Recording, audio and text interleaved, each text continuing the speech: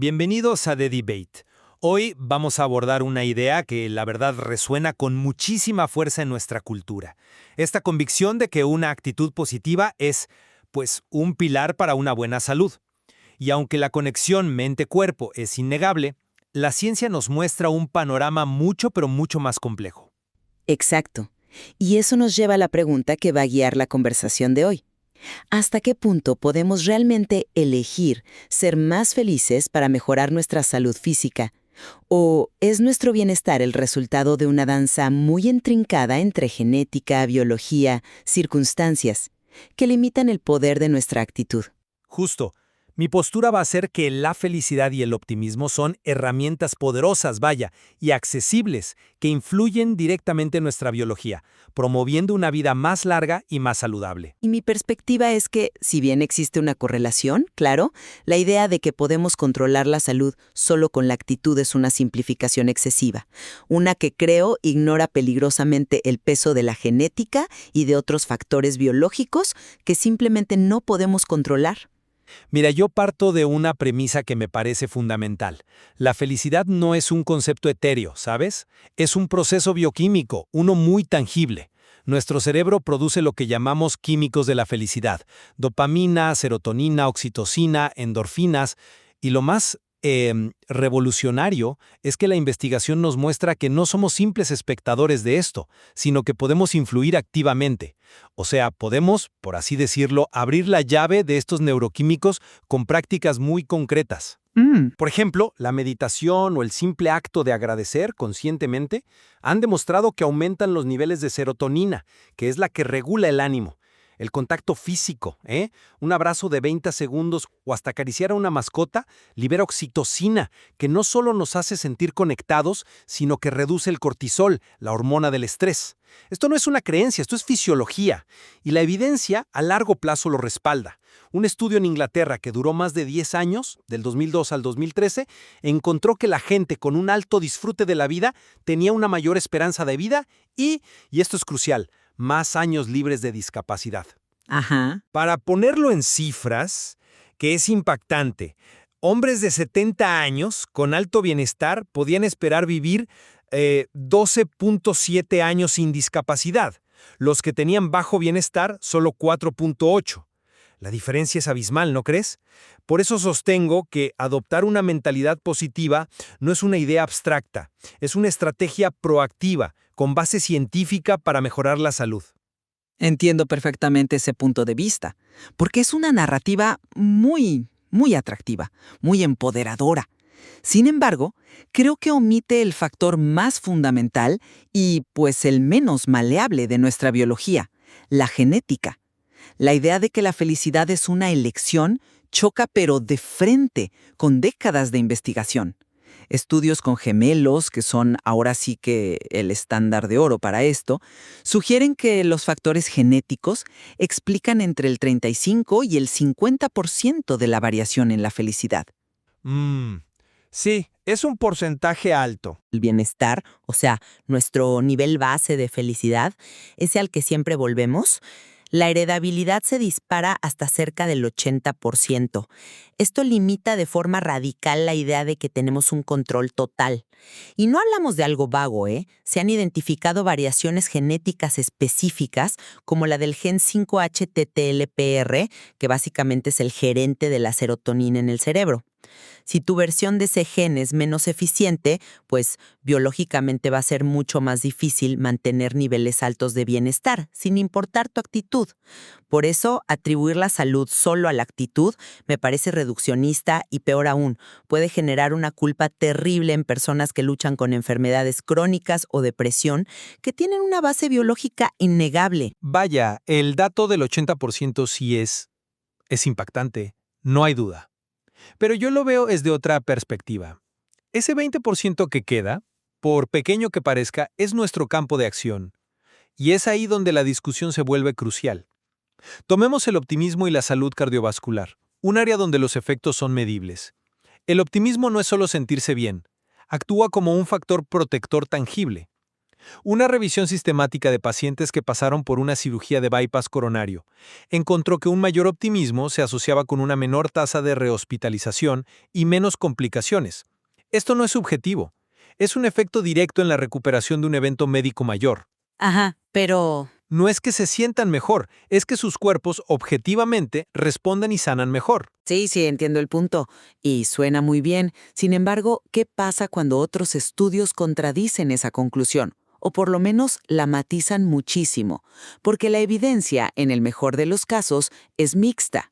Otro estudio de gran calibre, diseñado para analizar justo esa relación, encontró algunos vínculos positivos, sí, pero los autores concluyeron de forma explícita, y cito textualmente, no encontramos evidencia clara de una relación entre el optimismo y un menor riesgo cardiovascular.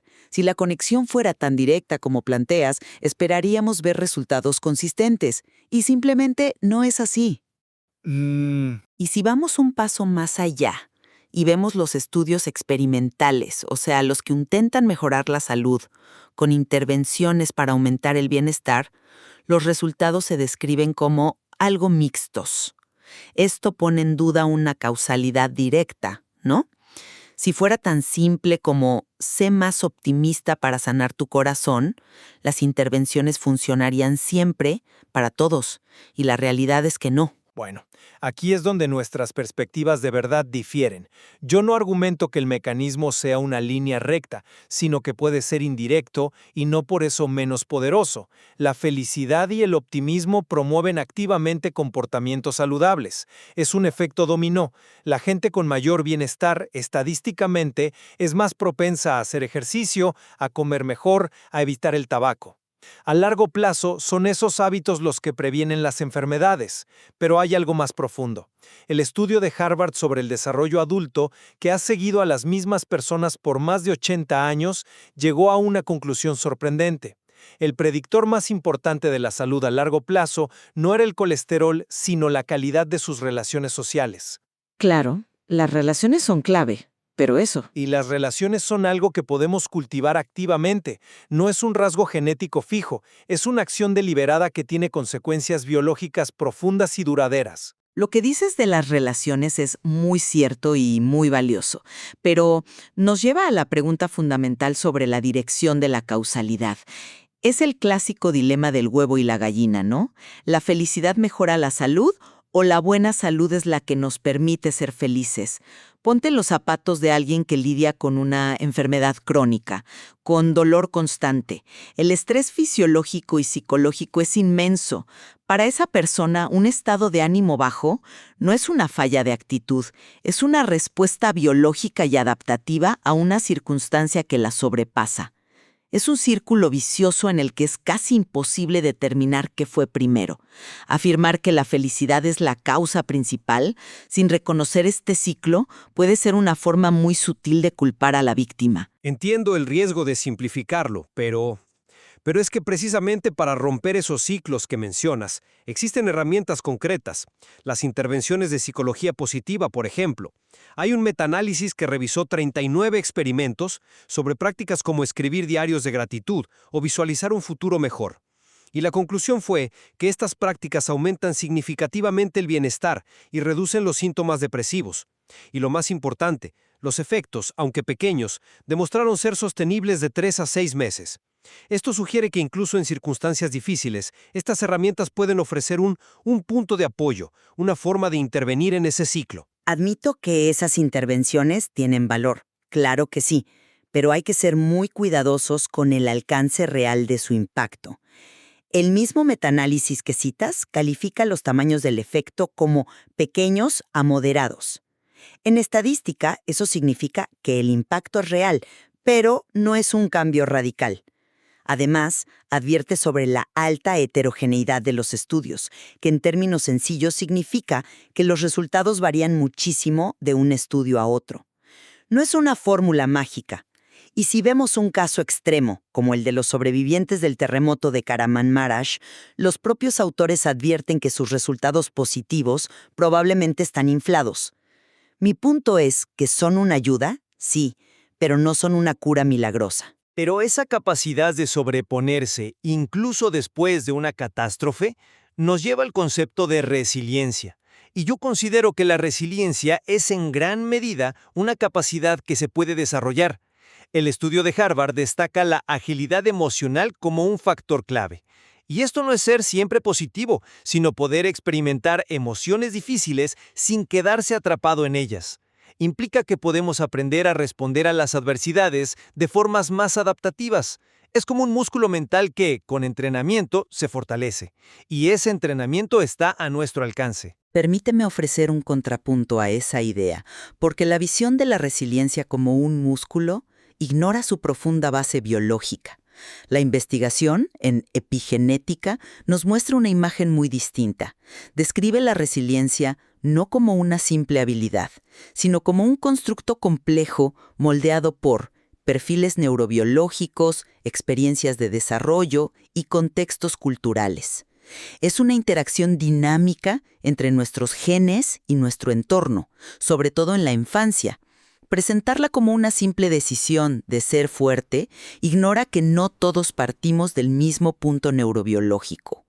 Para alguien que, por genética o por un trauma, tiene un sistema de respuesta al estrés hipersensible, construir esa agilidad emocional no es solo un entrenamiento, es una batalla cuesta arriba contra su propia biología. Mismo, cultivar relaciones, practicar la gratitud, no son placebos, son estrategias con respaldo científico que impactan nuestra biología y pueden aumentar nuestra longevidad.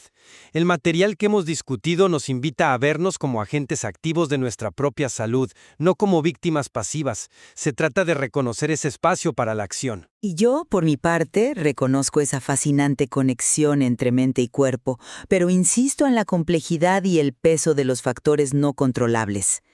El debate no es si la felicidad es deseable, que por supuesto lo es, sino hasta qué punto es una causa directa y sobre todo controlable de la salud física. La narrativa de que la actitud lo es todo es una simplificación peligrosa. La evidencia nos llama a una visión más integrada, más compasiva y más humilde de lo que realmente podemos controlar. Es evidente que esta discusión revela una interacción fascinante y compleja. Aunque el grado de control que poseemos sigue siendo un claro punto de desacuerdo entre nosotros, analizar estas perspectivas opuestas enriquece nuestra comprensión de lo que significa estar saludable. Coincido plenamente. No hay una respuesta simple. La verdadera conclusión es que estas fuerzas, lo que podemos cambiar y lo que nos viene dado, están en un diálogo constante. La invitación para nuestra audiencia es, pues, explorar más a fondo estos materiales y reflexionar sobre cómo esta interacción se manifiesta en sus propias vidas para formar una conclusión propia.